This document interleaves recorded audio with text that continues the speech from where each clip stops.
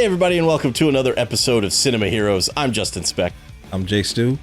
And today we're talking about TMNT. Released in 2007. Written and directed by Kevin Monroe and starring Chris Evans, Sarah Michelle Gellar, Patrick Stewart. And I'm not going to name all the voice actors, but some of the ones that I recognized: Nolan North as Raphael, John DiMaggio as Colonel Santino, Kevin Michael Richardson as General Aguila, and Lawrence Fishburne as the narrator, who is only in the beginning, just narrates the prologue, and then we never hear from him again. I kind of expected him to play a character or something, but he just was the narrator. And I was looking at the DVD. I still only have this on DVD, but I noticed it says alternate opening. Splinter tells the backstory. So I'm curious why they changed that. It seems like that would be the more obvious choice. But I guess maybe Splinter doesn't know about Winters in the, it was 3,000 years ago. Yeah. So maybe it's not the obvious choice. I don't know. But Lawrence Fishburne has a very cool voice, and he had, the Morpheus voice. And so it's not surprising that they kind of got somebody like him to do the narration in the beginning. And he also was the voice of Silver Surfer, which I think came out the same year, 2007. What year was this? 2007? Yeah. Because the first Fantastic Four was 2005, I think. So this was, I think this was when the second one came out. So I got to see this in the Dollar Theater. I don't know why I didn't see it in its initial run, but it was playing at a Dollar Theater, which I don't think those exist anymore, really. And I was really pleasantly surprised. I came out of it kind of on I remember I went to Target or something looking for Ninja Turtle action figures, because I was like on kind of a Ninja Turtle kick after that. I was like, this is awesome, because I had not probably watched the movies or the cartoon show in forever before seeing this movie. So I'd kind of forgotten about my love for the Ninja Turtles. Do you recall seeing this for the first time? Yeah, I do. I was supposed to go see 300 because 300 came out on my birthday, March 9th. And I think this had come out the week before. And I had just turned 17, so I could go see an R-rated movie by myself. Yeah. And I was very, very excited. My mom dropped me off at the theater, got to the theater, and I realized I didn't have my ID on me. Oh, so no. I had to go see TMNT. So I was disappointed, but I wind up really liking the movie. So I was like, you know what? Wasn't so bad.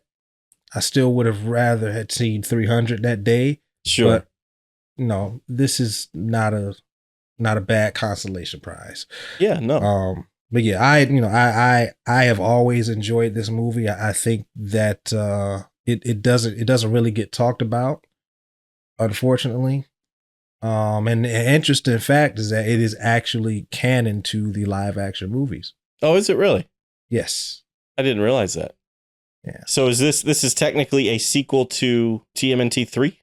Mm-hmm. Oh, I had no idea. Mm-hmm. That's pretty cool. Even though it seems like it's a younger Casey and a younger April. Yeah. Yeah. That's pretty cool. I did not realize it was canon to the live action films. I kind of thought it was its own separate thing. And I guess even though the DVD cover says that it was a hit, it never got a sequel or anything. So I always kind of assumed that it didn't make that much money at the box office. I should have looked that up, I suppose. And that, and it was kind of forgotten about, because people really don't talk about this movie that much. They don't. It's really just kind of been, forgotten about. I was trying to find a different way to say it rather than just repeating myself. But yeah. And even I had not watched it in a long time. I had forgotten most of the movie. In fact, I forgot Patrick Stewart was in it. So when Winters showed up, I was like, is that Picard? And so I had not watched it in a long time. And so it was fun kind of revisiting it. Although I will say there's less, it's really the Leo Raph movie. It's because there's not a whole lot of Donnie and there's not a whole lot of Mikey. Nope. It's really just the story of Raph and Leo's kind of relationship and dynamic. Yeah. Yeah. Which is not a bad thing, but I would have liked to have seen maybe a little bit more of the other two. And I saw somebody on Instagram say the same thing like last week It was just random. I wasn't like looking for like TMNT stuff because I know we had talked about doing this movie this week. But they had said the same thing, and while watching it, I was thinking, I was like, most of the time when we see the Ninja Turtles, at least in cinematic form, that's the case. Raph and Leo kind of take the lead because Right. you know, they have the most what's the word I'm looking for? The most interesting character dynamic between all of Right. the characters. You would like to see the two of them interact because they're so different. Right. I will say in this movie, Mikey and Donnie get pushed back a little bit more than they usually are, but I think it's fair to say that most of the time we see the Turtles, Leo and Raph get most of the shine. Yeah, that's probably true. And as you were saying that, I was thinking of the first live action Ninja Turtles movie, and I was like, yep, yeah, that's, I always remember that first movie pretty much being Raph's movie. yeah, pretty much. Because it's very similar to his character in that movie is very similar to his character in this movie, where he wants to get out there and like do things and make kind of a difference. And he feels like he's kind of being held back. And he also doesn't really understand in this movie. He really especially doesn't understand. He thinks Splinter is kind of showing favoritism towards Leo, and he doesn't understand why. And so their personalities are very similar. And it makes sense if you say it's a canon with the live action movies. But yeah, that's kind of how he is in that first movie from 1990. It's, he's going out in the trench coat and the hat, and then he ends up fighting a little crime, and that's where he meets Casey and following the Foot Clan and getting himself injured and all. It's very similar to this movie where how he's the Night Watcher and everything, which is And so let's jump into that. I really liked how this movie kind of starts where Leo is out in like South America or something, or maybe it's like Central America maybe, or something like that, right? Yeah, it's like Central America. Yeah. And he had been sent there by Splinter to kind of learn to be a leader, basically.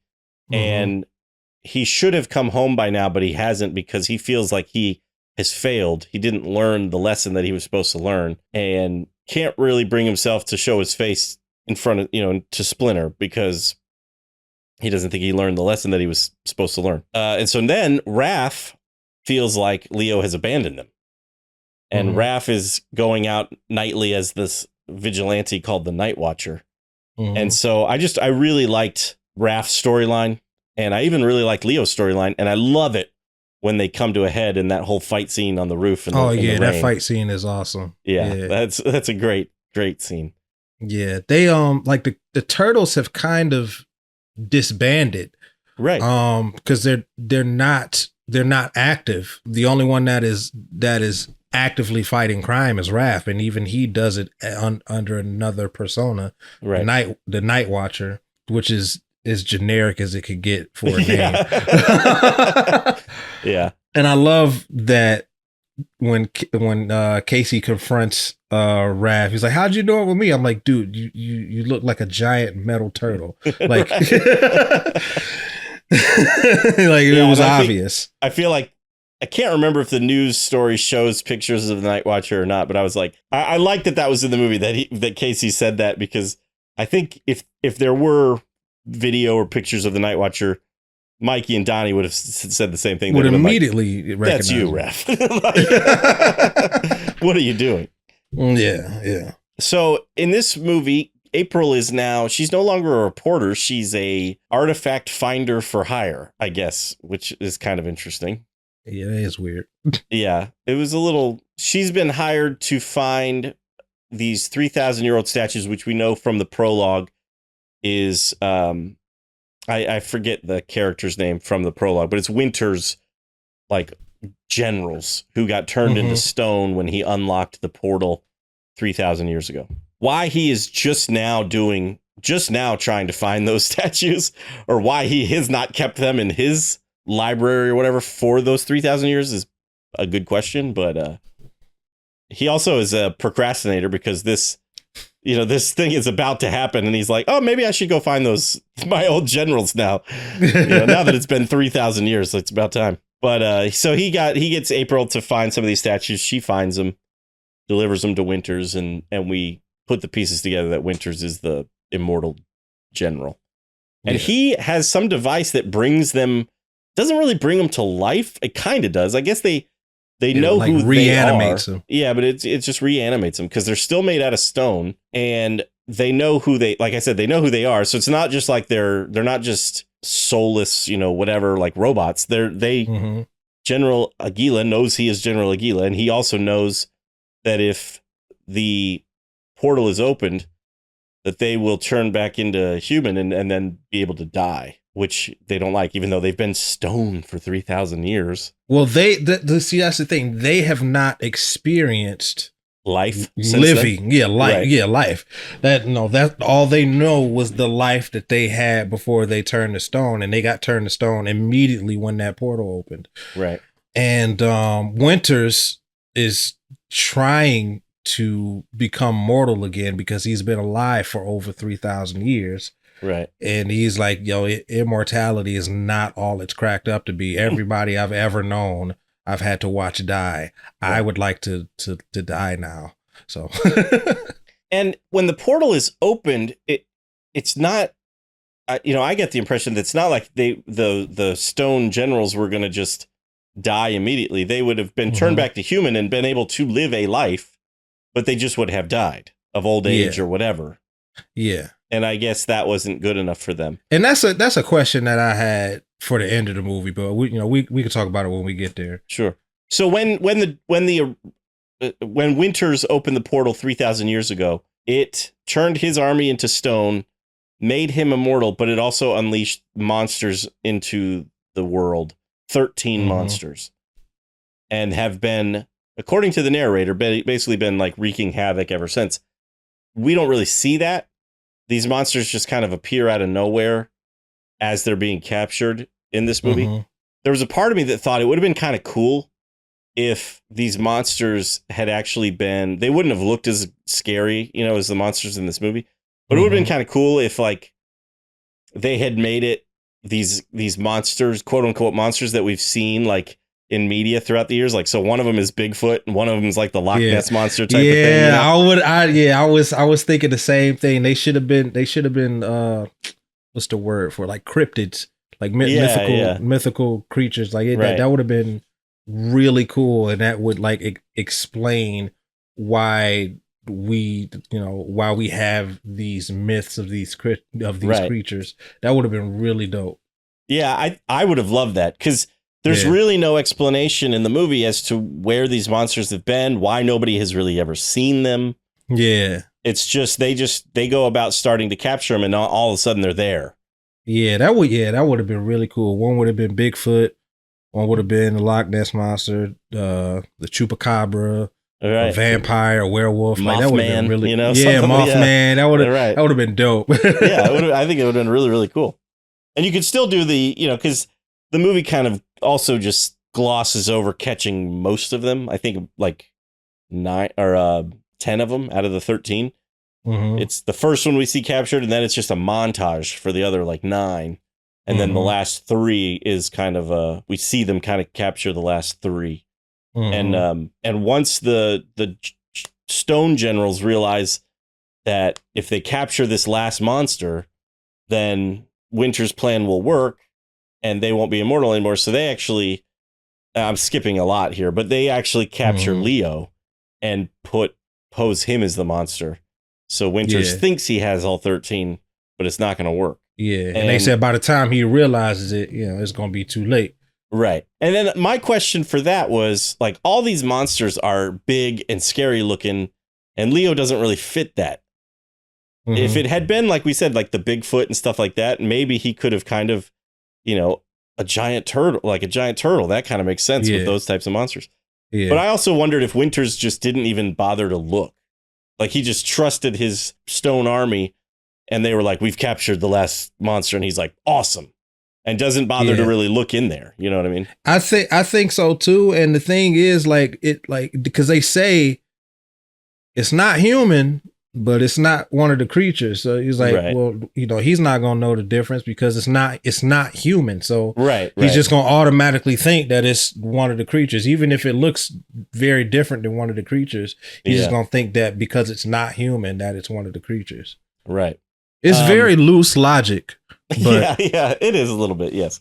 And I think one of the most interesting things about this movie to me is Winters is really not a villain. He's not your typical, I'm trying to take over the world or I'm trying to destroy the city. He's actually, what he's doing is like completely understandable. Yeah. He is trying to reverse this thing that he did 3,000 years ago.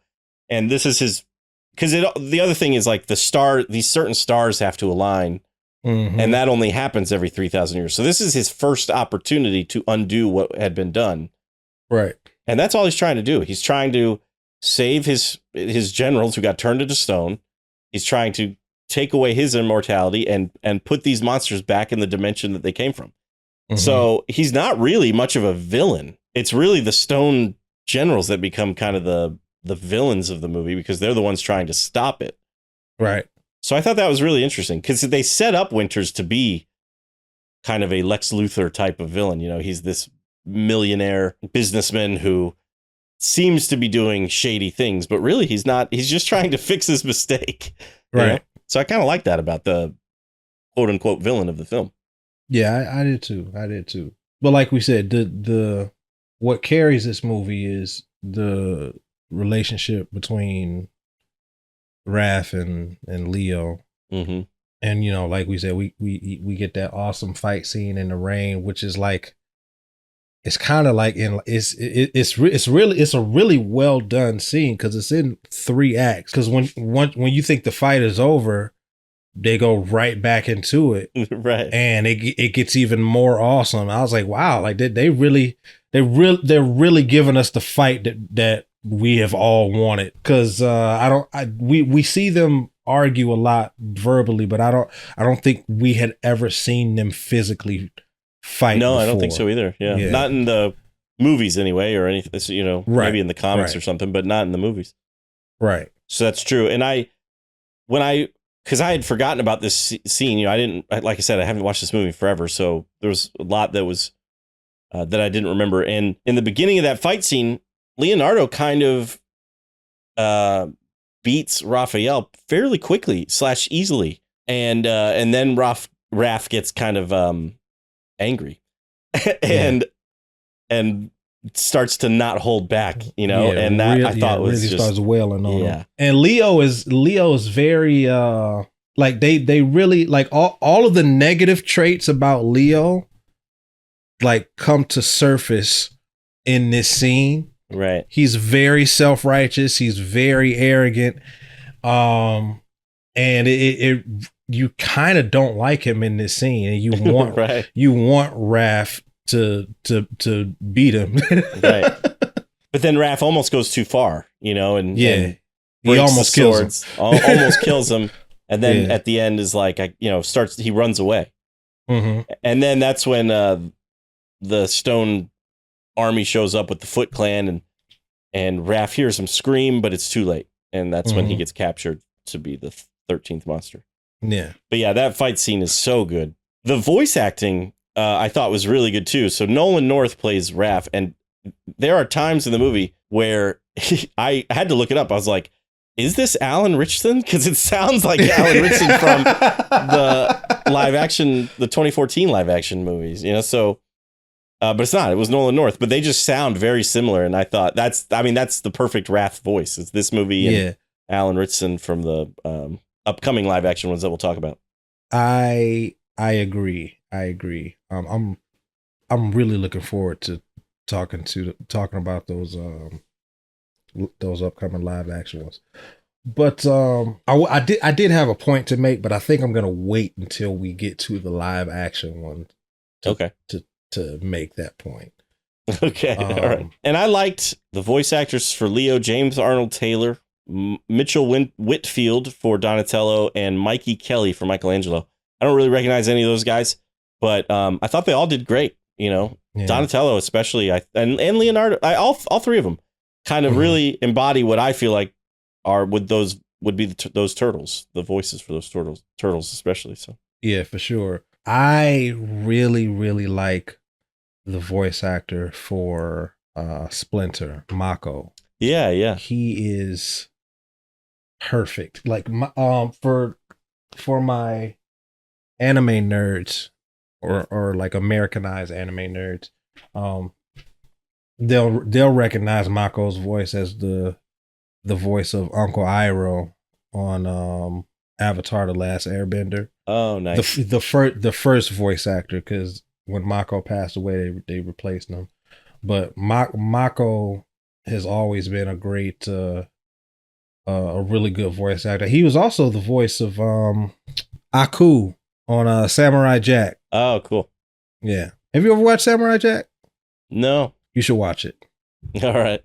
You should. Yeah, he passed away in 2006, so he actually passed away before this movie came out. Mm-hmm. So this was probably one of the last things he did, along with maybe Avatar. I haven't also not watched Avatar. My wife has watched it and talked about how good it is, and I have heard from numerous people that it's like one of the best shows of all time. Yeah. Yeah, so no, and that like that is not hyperbole. That's not an exaggeration. It is 100% one of the best animated series ever created. Yeah, I really need to watch it. It's in my top 5. Wow. All right. So you should definitely watch it.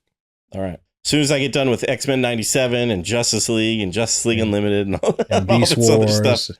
Right. Yeah, exactly. The Batman Beyond and all this stuff I got to watch. So Chris Evans and Sarah Michelle Gellar as Casey Jones and April O'Neil. I almost said Casey Affleck. I had to really think about it there for a second. How do you feel about them? As those two characters. Not gonna lie, Sarah Michelle Gellar was good, but she was kind of like forgettable. Yeah. And I do like Chris Evans as Casey Jones, but now watching it now, all I hear is Captain America. Right. Yeah, he was Johnny Storm at the time, but he had yet to be cast as Captain America. But yeah, I thought the same thing.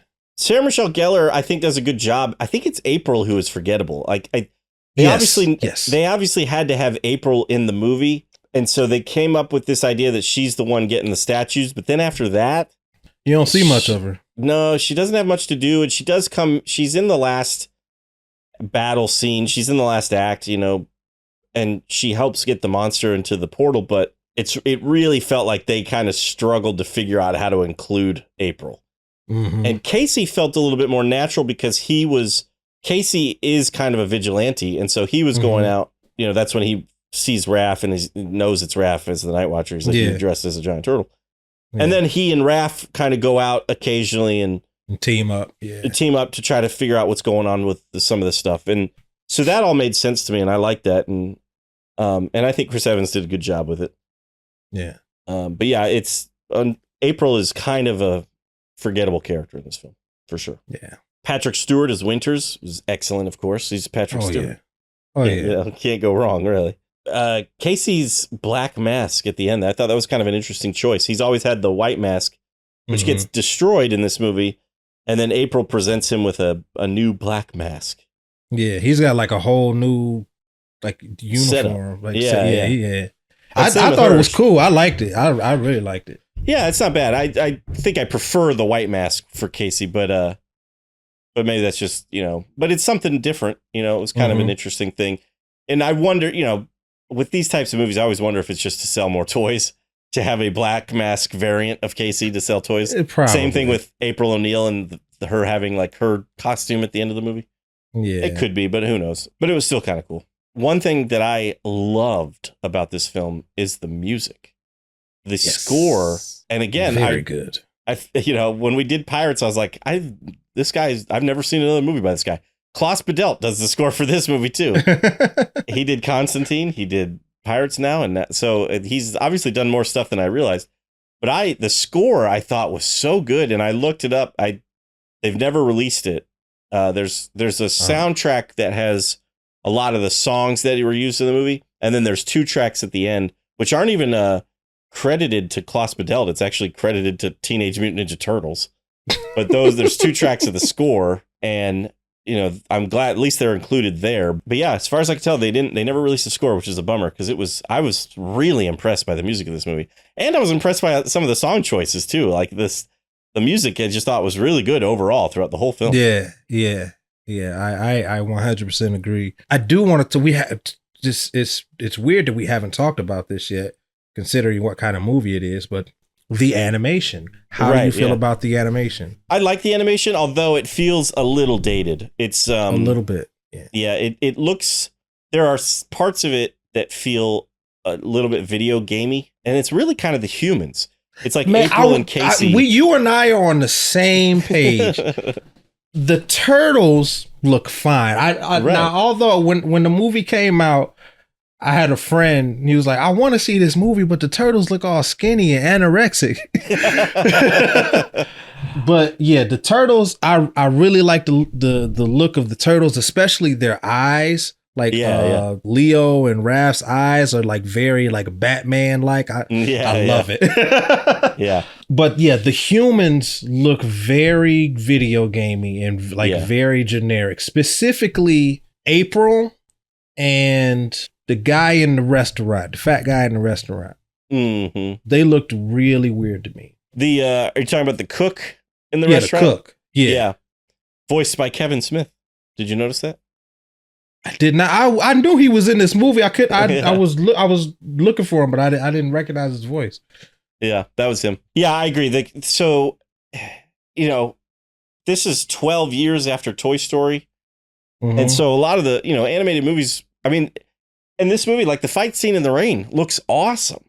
Yeah. But it's just, and I don't know if it's just the character design or if it's just the limitation of animation back then. But yeah, the human characters just look like they kind of came from a video game rather than an animated movie, in my opinion.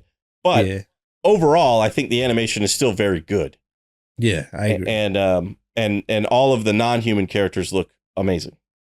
Yeah. I mean, I don't mind Casey. I think the best human character as far as looks is Winters. Yeah. I think he looks fine. I was tiny bit worried about the animation in the very beginning of the film when we get past the little prologue and we're in Central America and it's that overweight kind of like general kind of guy and he's stealing from what's the word I'm looking for? The like the village. The village, yeah. The people in the village and he especially looked not great. So starting this movie, I was like, oh, this is gonna be this could be a little tough to watch. But once the turtles show up, they look great. So yeah, it's just some of those human characters that just look a little, and it's partly the hair. And again, this is I think a character design thing. It's just the hair also looks, animation has come so far and like hair can look so realistic now. And I don't think they were there yet back in 2007. And so it looks very blocky almost kind of, or very... I don't know, man, because think about Monsters, Inc. and Sully. The hair on Sully looked pretty good for when it came out. And that was like 2001, right? Yeah. Yeah, that's true. That's a good point. But also that was Pixar. And, this is... well, I don't even know. And Magi? Yeah, Magi or something like that. So I don't. Yeah. And I don't know if this movie had the same budget and all that stuff. Who knows? But probably not. But you're right. You're absolutely right. They did have. I guess that technology existed to have realistic looking hair. Because Sully did look really good, but this movie chose to do it a little bit differently, and it might have been a cost saving measure. I don't know. And I know this is a little off subject, but with Sully, like the movement of his hair, like how realistic it is, that was actually an accident because they was like stressing out over how they were going to animate each hair for each frame, and it kind of it started moving on its own. Realistically, I was like, oh well, we're gonna roll with that. That's pretty cool. Yeah. A happy accident for sure. Yeah. I've thought about that sometimes, like how, like, obviously they have kind of programs that, codes that have been written for that specific type of thing. But sometimes I see animated movies, especially Pixar movies nowadays, like just blow me away with how realistic some of that stuff looks. Like animating water and animating hair like that has to be just so hard. Yeah, exactly. Water is so difficult to do and make look real. And you got to think, like, back then it took like 4 years to make an animated movie. Yeah. Now it's a fraction of that time. Right. Yeah, and I don't know, even still I think it takes a lot, but I know back in 2001 it was probably like an entire building's worth of computers like having to render, because I remember reading something about how it took so long to render like 1 second of the footage or something like that. You know, it was just insane how long it took. Yeah. And so they had so many computers running to render out the movie. That's, I think that's why they developed that. There's like a render man program or business or company or something that kind of that Pixar uses or created to do that type of stuff. I don't know. I might be talking out of left field here, but that's so what's the guy I'm thinking of? Steven Summers. Animators hate him because when he does stuff, so like stuff like The Mummy, at least the first one, and some parts of the second one, it looked so good, but he would constantly have them break computers to make it look the way it did. Yeah. And it was worth it, but I was like, I would have hated to be an animator working on The Mummy. Sir, our computer's smoking again. Good. It's doing what it should. It's still running? We can't have an episode be this short, but I don't know what else to talk about. I mean, it's this movie is pretty straightforward. It's not a whole lot going on. Is the movie even an hour and a half? I think it's less than that. It's an hour and 27, so it's just under an hour and a half. Yeah, so I mean, I'm good with wrapping up. I think we can go into ratings. Okay, all right. Well, Stu, how would you rate TMNT? I really like this movie, and I'm gonna try to be as objective as possible. Given some of the plot holes we talked about, like why it took him so long to gather up all the monsters, and I forgot to mention this, but at the end, I was wondering why he didn't just become mortal and then just live out the rest of his normal life instead of just dying immediately. They don't explain that. That kind of bothered me.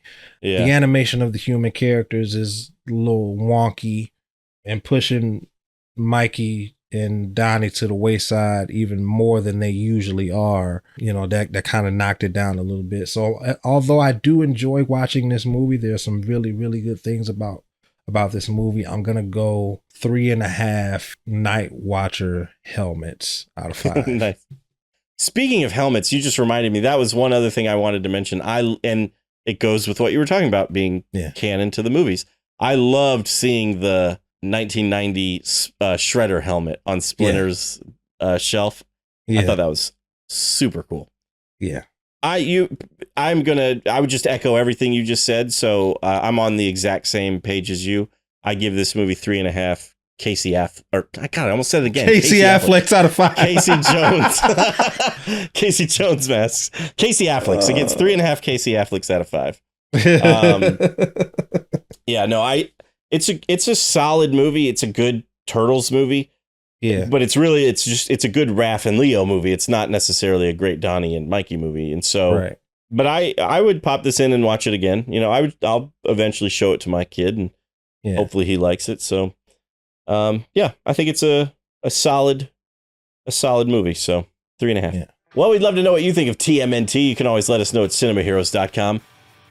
You can always comment on our Instagram posts at Cinema Heroes is the handle. If you're watching this on YouTube, leave a comment down below. Give the video a thumbs up and subscribe to the channel if you haven't already. I think that about wraps it up for this episode, though. I'm Justin Speck. I'm Jay Stu. As always, thanks for listening. Thanks for subscribing.